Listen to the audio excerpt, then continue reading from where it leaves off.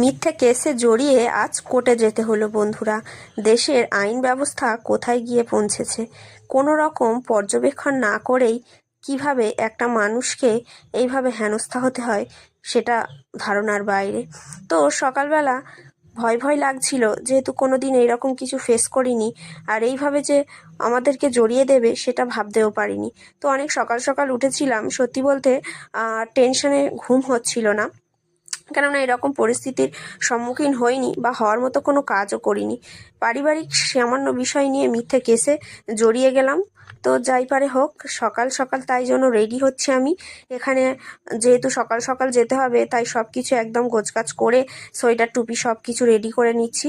তো দেখো, এই চাদরটা পরবো, এই সোয়েটারটা আর এই ড্রেসটা পরে নেবো। তো চলো, ড্রেস পরে একদম রেডি হয়ে পড়েছি, বাড়ির সব কাজকর্ম সেরে নিয়েছি।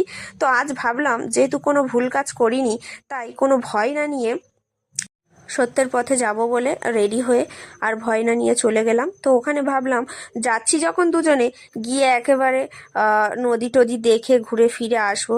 ভয় তো পেয়ে কোনো লাভ নেই, কেননা নিজেদের ভুল আমরা করিনি। তবে আইন ব্যবস্থার ওপরে যথেষ্ট সন্দেহ আছে, কেননা এই রকম ধরনের কেস এখন হামেশাই হতে থাকে। এখন মেয়েদের পাওয়ার বলে কথা, ছেলেদেরকে ফাঁসানোর জন্য মেয়েদের শুধু একটু অ্যাক্টিং করলেই হয়ে যায়। কিছু কিছু মেয়েদের কথা বলছি, আমি সব মেয়েদের কথা বলছি না। তো যাই পারে হোক, রেডি হয়ে গেলাম।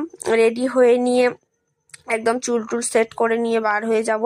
আমি, আমার কর্তামশাই, বলছি না যেহেতু মিথ্যে কেস, তাই আমাদের অনেকজনের সাথে যার শত্রুতা ছিল, সে আমাদের পুরো ফ্যামিলিটাকে হেনস্থা করার জন্য আর কি এইরকম করেছে। বাট আমরা হেনস্থা হওয়ার বদলে ভাবলাম, যাচ্ছি যখন একেবারে সেজে গুজে রেডি হয়ে নদীর পার ঘুরে, এমনিতে তো বরটা নিয়ে যেতে চায় না, তাই যখন সাচ্ছি সেজে গুজে একেবারে রেডি হয়ে নদীর পার ঘুরে খাওয়া দাওয়া করে চলে আসবো। তো চাদরটা তো সব ঠান্ডার সময় নিয়ে নিলাম, মানে যেন মনে হচ্ছে পিকনিকে যাচ্ছি। তো যাই পারে, মনে ভয় করে কি করব বলো বন্ধুরা? আমরা কোনো ভুল কাজ করিনি, তাহলে মনে ভয় করে কি করব? মিথ্যে মিথ্যে এরকম কেস কোনোদিন যদিও ফেস করিনি, তাও বরের কথাতে আর কি ভয় পেলাম না, যেহেতু আমরা কোনো ভুল করিনি। তো ব্যাগটাও কিন্তু রেডি করে নিয়েছি, এতে টুকিটাকি কিছু জিনিস নিয়েছি। আর আমার কর্তামশাই দেখো না, সে সকালবেলা স্নান ধান করে আমার দিকে তাকিয়ে তাকিয়ে কত রকম অভিনয় করছে। ওর মনে তো কোনো টেনশনই নেই, কোনো ভয়ই নেই, কেননা ও এটাই ভেবে আছে যে কোনো যখন ভুল করিনি, কেন টেনশন করতে যাব। তো যাই পারে হোক, ওকে আমি বারবার বলছিলাম, তুমি যে এত রেডি হচ্ছে, এত সাহায্য করছো, তোমার কি দেখাশোনায় যাচ্ছ নাকি?